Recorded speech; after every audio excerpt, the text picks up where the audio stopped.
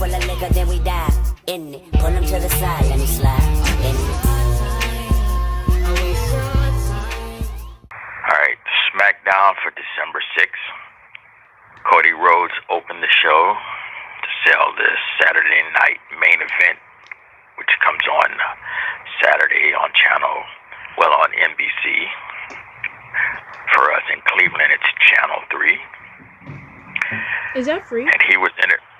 Yeah, Channel 3, yeah. WKYC.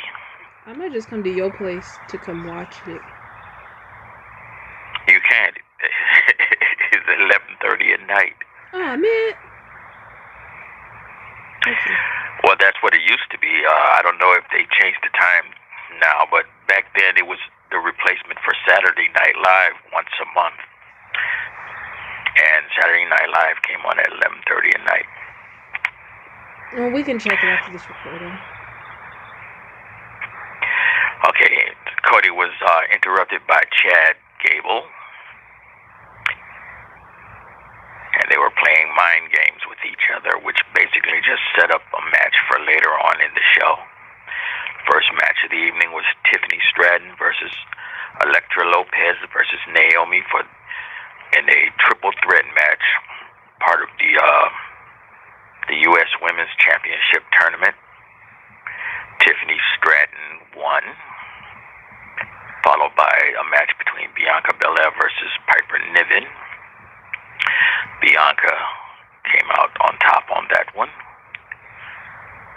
Shinsuke Nakamura comes out, and he was followed by LA Knight to cut a promo for a rematch between the two. And then Andrade comes out. He wants a piece of that action. And then the Bloodline 2.0, they come out and beat everybody's ass, except for Shinsuke, who was spitting out black ooze, and they said, no, we don't want no part of that. So they left him alone. Let's see, the Motor City Machine Guns versus DIY for the Tag Team Championship. And actually DIY won with the fake breakup at the end of the match, and then turned it around, and, well, you know, DIY went back to their old, oh, that's right, you ain't never followed them from NXT. They went back to their old ways and won the match, and they won the Tag Team Championship. Then came Cody Rhodes versus Chad Gable. Cody won that. Kevin Owens sneaks in.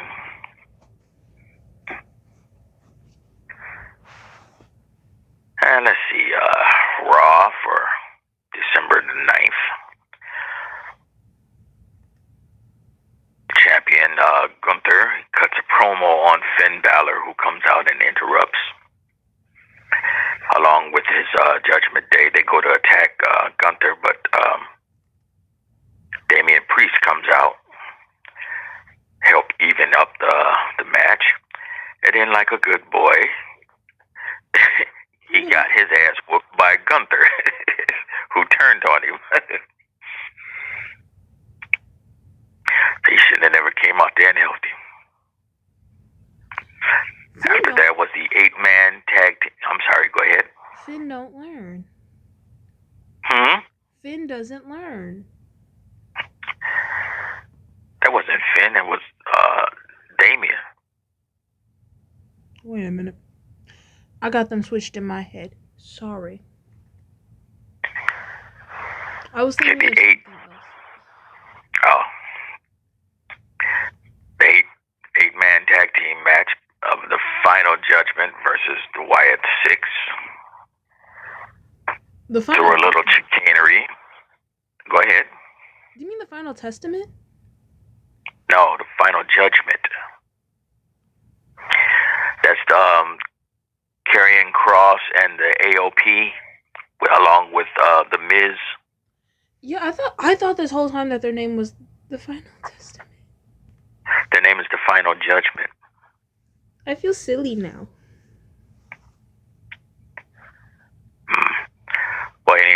won against the Wyatt Six with a little cheating from The Miz. Well, not The Miz, but help with Paul Ellering.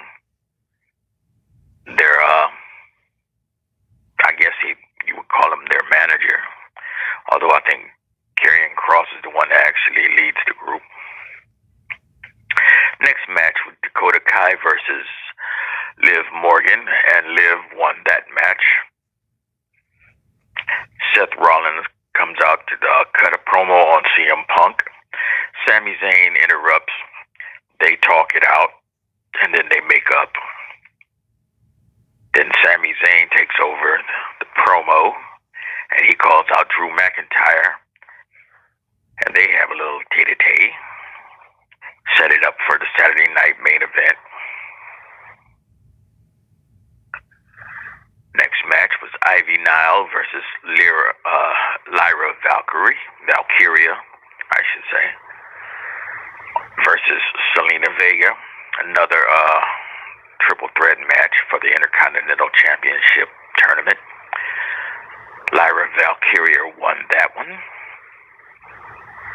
New Day comes out to cut a promo on why they did what they did, but they got chased off by the crowd. They never got to say a word. Same thing that always happens to Dum Dum now happens to them. They can't talk without getting booed out the place. Then the final match, Rhea Ripley versus Raquel Rodriguez in an anything goes match. And Rhea pulls out the victory on that one. And that was last week's matches. Okay. I have missed Friday, so I don't have any opinions on Friday's match because I was practicing for my performance. But, I like how the New Day is getting booed. Because I don't know what they expected was going to happen when they turned heel like that. Right. And they probably wasn't expecting to get that pop, or as they say on there, get that kind of heat that Dom gets. I mean, that type of heat is hot for their careers, though. To be able to be... Not really. I mean, look at Dom. Dude is selling merch like crazy. Oh, yeah. I thought you said it was gonna hurt their career. No, I said good for their career. Oh, okay, yeah. Now that I agree with, yes. Dom is the only person in the roster who is being sold as toilet paper. If the New Day could get to that level, that is amazing. Yeah, I'm curious to see the kind of matches they're going to have now, who they're going to be wrestling against, and if they're going to be fighting dirty or not. Especially with the draft coming up and the Netflix switch over. I want to see how this is going to go, because who are they taking exactly when it comes to Netflix? Oh, everybody's going. They just need to find a good excuse. Because they was already switching wrestlers for the shows. So they can do the same thing on Netflix. No, I Come know. up with an excuse to bring them over. But it's like, you're not contracted with Netflix, so how is that going to work? Are they going to make all the wrestlers just contract with Netflix so it's easier? They don't have to contract with Netflix. They're signed to the WWE, and the WWE dictates who's going to go on the show. Oh, okay. They just need to make an excuse to make it a good excuse as to why they're on Raw when they're supposed to be on SmackDown. And they already do that now, coming up with reasons and excuses and shit. So it's nothing for them to write a storyline to justify why they're over there. You're right. About CM Punk and that favor, I'm still, I still want to know what that favor is, and I know he's not going to tell us, and I'm betting it's going to be prominent in the new year. They probably hadn't written one yet. They just created that, and then they just saved that in the pocket, like you said, for later on down the line. And then they'll come up with, remember that time when CM Punk said he owed a favor? This is it. Yeah, but I feel like that'd be a little. I say they let everybody forget about the favor instead of like keep talking about it and bring it up in like a year, so it brings a little more traction for it. Right. Because if everybody's talking about it constantly, it just becomes less and less of like a big thing.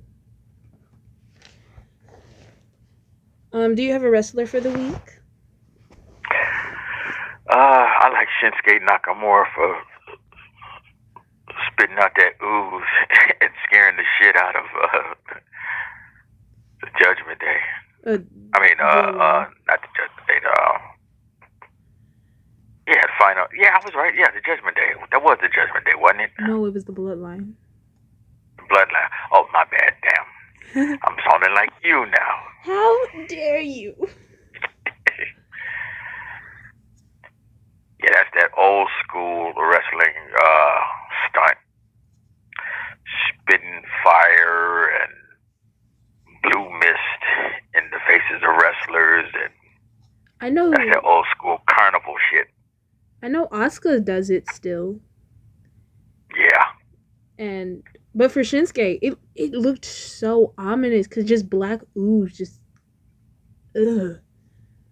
I want to know how long was that sitting in his mouth too, or was it a pack and did he just bite into it? I don't know how they do it nowadays. I know back in the day when the great Muda used to do it, he had his fingers taped up. You would just think that it was just regular old athletic tape. He actually had the powder in his fingers, and if you would watch throughout the match, he'd be sucking on his fingers, getting that powder out, and then they just let his saliva build up in his mouth, and then spit that shit out. Yeah, but Shinsuke couldn't do it, so I'm thinking it's more of like a dissolvable tablet type thing he keeps somewhere on his outfit, grabs it real quick when he's in a move, throws it in, and then somewhat like the Great Muda, but a little different. Because technology is a little bit better now to be able to make it look seamless. Do you have a wrestler of the week? You just asked me that, and I told you Shinsuke.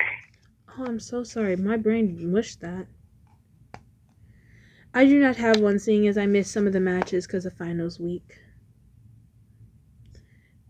Do you have any predictions for the draft coming up? Nope. Because it really doesn't matter. I mean, for NXT it does. Because some new NXT players like Trick Williams, that I feel like that would be really good. But I don't know if he's ready to come up to the main roster yet.